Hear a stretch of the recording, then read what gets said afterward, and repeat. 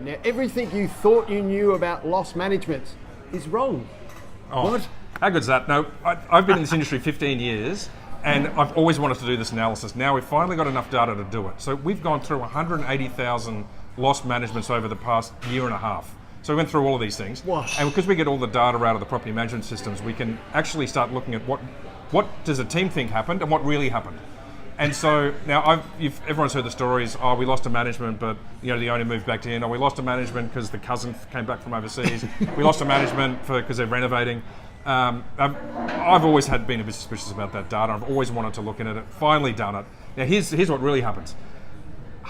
Over half of all the reasons given in the property management reason is nothing. Like the property manager doesn't even enter a reason in 55% of cases. Now that's over half. That's $5 billion a year in properties of that property rent roll valuations leaving, just disappearing out of businesses across no the one industry. knows. $5 billion.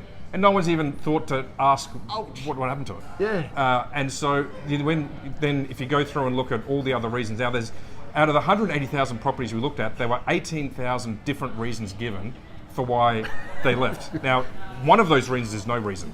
So that's the kind of thing we're dealing with.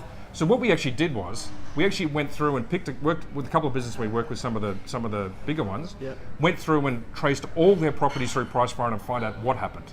Now here's what happened in the end. About 55% of properties that leave a rent roll are sold. Yep. And an agency does less than 60%, only about 55% of that 55% they sell. So even in the best business that we find, almost half of the properties that are sold in the rent roll are sold by competitors. Now there's another 20% of managements when they leave go to another agent to continue being managed. So they're just a lost management due to a service failure. If you go through all the information, what it turns out is that most businesses actually run essentially as a non-for-profit for the benefit of their competitors. More than half the economic activity out of every rent roll goes to your competitors.